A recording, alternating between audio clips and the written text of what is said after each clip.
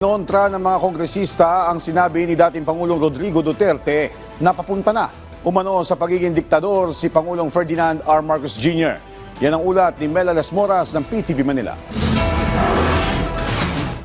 Pumalag ang mga kongresista sa banat ni dating Pangulong Rodrigo Duterte na papunta na umano sa pagiging diktador si Pangulong Ferdinand R. Marcos Jr. Ayon kay House Deputy Majority Leader Paulo Ortega, puro fake news lang naman umano ang inilalabas ng kampo ni Duterte. Imbes na manira at magpakalat ng maling impormasyon, dapat ay magpaliwanag na lang daw sila sa mga isyong kinasasangkutan nila. Pag hinold sila accountable ng tao, kakambyo naman sila na joke lang daw yun. Parang nagmumukha tuloy silang joke eh. So, ewan ko, parang ano bang tawag mo doon sa hari na father faker? Father ng mga fake news, ganun, mother faker. Hindi ko alam kung paano tatawag natin sa kanila. Father faker, mother faker, o anong tawag sa mga anak nila? Fakerist?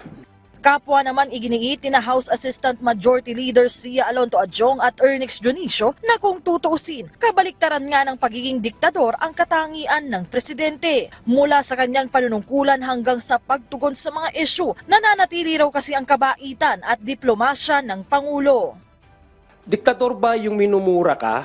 Ang tatay mo sinasabi kung ano-ano tatanggalin, i-exhume, tapos itatapon sa West Philippine Sea. Itathreaten ang buhay mo, itathreaten ang wife mo, itathreaten ang Speaker of the House, ang nagkapinsan mo. Tapos every time nagkakaroon sila ng rally, ang pinakapunto nila isirain yung isang pagkatao. Hindi lang yung polisiya, pero yung pagkatao ng isang individual tulad ni President Bongbong Marcos. Tapos wala siyang ginagawa directly. He has all the power at his disposal and yet he has doing nothing. In fact, ang mga response niya is so diplomatic. Karakteristik ba yun ng isang diktador? I don't think so.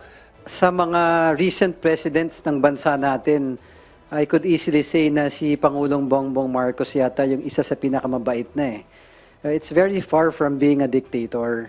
Kasabay nito, pinuri ng mga kongresista ang mga inisyatibo ng administrasyon para mas mapagbuti pa ang estado ng Pilipinas. Patunay nila ng mahusay na hakbang ng pamahalaan ang tuluyang pagkakaalis ng Pilipinas sa gray list ng Financial Action Task Force o FATF. Sa isang pahayag, iginalugod din ni House Speaker Martin Romualdez ang pagpapalawak ng benepisyong hatid ng PhilHealth, partikular na ang pagsasali nila sa kanilang benefit packages ng outpatient emergency care at pagtataas pa ng case rate packages para sa critical illnesses.